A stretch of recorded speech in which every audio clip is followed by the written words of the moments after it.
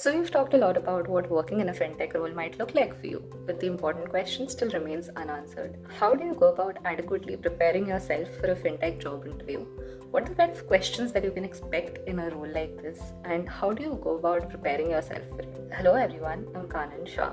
I'm a graduate from IIM Lucknow, and I completed my summer internship with Goldman Sachs, and I currently work with JP Morgan in their investment banking division. In today's video, I aim to help you understand how you can set yourself apart in fintech job interviews.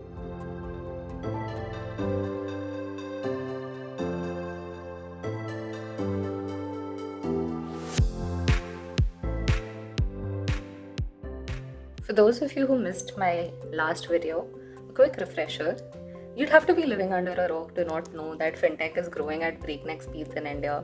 Digital payments, digital insurance, even personal finance for that matter. All these firms are bringing up innovative digital business models and are overtaking their traditional peers by miles. And if you are looking for a career in a high growth field like this, then fintech seems like the perfect next generation industry to look at. In terms of roles offered, it can be anything from proper developer profiles for which you would need a lot of engineering credentials, more strategy oriented or marketing profiles where an MBA would help. In today's video, I aim to cover MBA and to a certain extent pre-MBA management kind of roles. And however, some of these tips are general and can be applied across any role. So one thing that you definitely need to prepare for, regardless of the role you're applying for, is knowing the product of the company really, really well. For this, you need to look at the industry landscape. What are the key competitors? What is this company's USP? What is it doing different from its competition? So there's essentially two key questions that you should be able to answer about the product of the company you're interviewing for. One, how is it that they're setting themselves apart from their competition? What is like the one product feature? What pain point is it solving? For this, please look at it very holistically. Think about the market, think about their target audience. Are they looking at rural markets? Are they looking at urban markets? Are they looking at high income individuals? Are they looking at low income individuals? Please look through all of that. Second, which is where you can display more lateral thinking, is if you were in that position, what is one key feature that you would implement yourself in the product? What problem point are you seeing in this industry? What are your ideas for resolving it? Once you go through this, it'll be a very holistic product tear down as such, where you will know the industry and the company in and out. In terms of actually knowing about the product, you don't really need to know a lot of the nitty-gritties of it. Like, for example, if you're interviewing for an insurtech like Digit, for a strategic role specifically, or even a developer role, you're not going to be expected to know how insurance contracts are priced. That is not a part of your job description. However, you are going to be expected to know how the company is solving some key problem points for its clients, like faster claim processing, offering customized premiums. You're supposed to know how the insurance industry landscape is shaping up in India, how Digit is contributing to improving the insurance landscape in India. What niches does it operate in? These are the kind of things that you will be expected to know and will set you apart. In terms of where you start preparing for, there are several great books out there to help you get started with case interviews. Product management aspirants. There is one called Cracking the Case Interview, which is by Gail Lackman. Now, there's also YouTube videos like especially the channel Exponent. It is well regarded by people who are preparing for such kind of case interviews, and going through videos like this will just help you hone your skills more, because you'll be seeing people solve interviews like this on video spontaneously. You'll see how they correct for certain problems that might come up for you in an actual interview scenario. There are lots of popular frameworks that you can get from the books I mentioned, the RICE method, the Circle method. Makes sense to take a look at those. The book Decode and Conquer is also highly recommended for this purpose. Some other things that you should look at, which will come up naturally in the course of this case prep as well, are customer journeys, key metrics, key user personas for companies. So to help you understand the world of fintech and fintech jobs better, Inside IIM and Alt Uni is here with a certificate program on fintech and new age finance in association with Aditya Birla Capital. It'll help you learn and hone the skills you need to make a career in this domain and earn higher salaries by understanding the trending topics here like AI, ML, cryptocurrencies, blockchain, etc. You can also get a chance to work on a live project and an opportunity for a PPI with Aditya Birla Capital. If this interests you, I'll leave a link for the certificate program below. Now, in terms of questions that you can be asked, I can divide it into like 5 broad categories. One is fortunately or unfortunately guesstimates. Some people really enjoy them, I don't, but they pop up in every interview, in every role, and they're just something that you need to practice and get really good at. I'm sure you would be aware of this, but more than the actual answer, what is important is how you're reaching it. You're supposed to be able to explain why you think a demand side approach is better or why you think a supply side approach is better, how you are assuming things, what is your rationale behind breaking things up in a particular logical framework. And you can especially expect a lot of total addressable market type of guesstimates in interviews like this. Another thing you should look at is metrics. So how do you actually judge the performance of a product when you're at a fintech firm, right? Profitability is not it. A lot of these uber successful fintech firms like Paytm even, they're not profitable. So you actually look at a lot of other factors. When you go through enough preparatory material, you'll come across a lot of technical terms like average revenue per user, ARPU, or NPS, which is also used in a lot of industries, Net Promoter Score.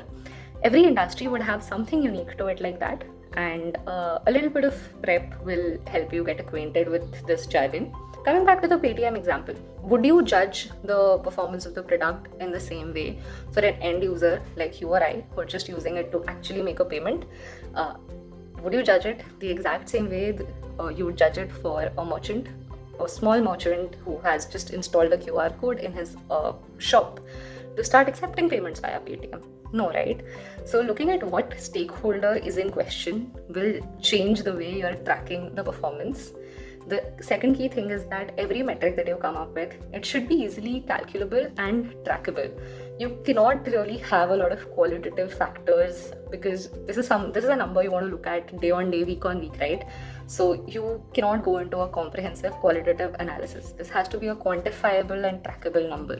So another kind of question to look at is product design and launch. So when you're thinking through something like this, for example, if you want to launch a new lending product, right? What are the kind of decision factors you would look at? Is this a lending product for high-income individuals or is it for low-income individuals? What is the age of the people who this company is targeting? Because young people, young professionals, they don't always have a reliable credit history, right? Because they have not had credit cards or loans yet. In terms of actually launching the product as well, there are several other factors that you can look at. And again, it might get a little technical here, but something like an A/B testing is very, very popularly used. So you basically have two options that you're looking at, A and B, and you're just trying to figure out which option the user is responding best to. This is typically done a lot of times in terms of designing the interface for the product. What option do you want to provide where to the consumer so that it is more accessible to him? And so again, summarizing, in terms of design and launch, you're looking at both. What features will you implement in the product? This will be a function of the target demographic, the industry landscape, and a lot of other demand supply factors that you'll have to holistically look at. This will once again come from case preparation. And the other is in terms of actually how will you implement them? What will it look like in the physical product?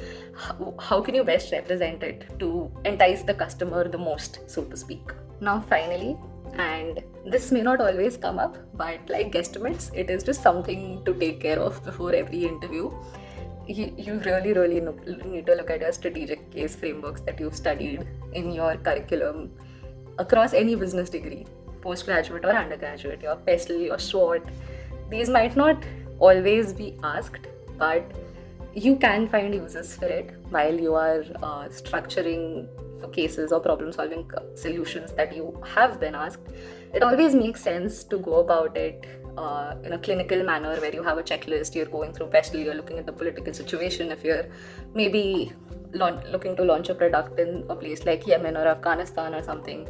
So yeah, I mean, it always makes sense to have like a very, very comprehensive checklist in your mind. And it always looks good in an interview when you are going about things very methodically and logically. So going through these strategic frameworks will also help, because yeah, you will have questions around strategy in management or product management specifically, or CXO's office kind of roles that you might apply for. These kinds of roles also typically have a behavioral round towards the end of their process. The idea in such rounds is to see whether or not you'd be a good cultural fit for the company. And I would highly, highly recommend not trying to game this process. People can spot lying up in questions like this a mile away. However, in terms of preparation, what I like to do is go through some key characteristics that a company might desire in a role like this, right? You might want leadership, you might want good teamwork skills. And then I think through instances in my life where I have been able to demonstrate that I'm reasonably good at that. And when questioned about these things in behavioral rounds, it's easier for me to answer things because I have all of these instances filed away during my preparation. You can also actually look at, especially for a lot of these startups, right? You can look at what their vision and mission statements are. You can see how they fit into your own goals and how you think you might really be a really great cultural fit. But yeah, the key factor here is to be authentic, because you cannot force fit yourself into such answers, and it is very, very, very easy to get caught out if you try to do that.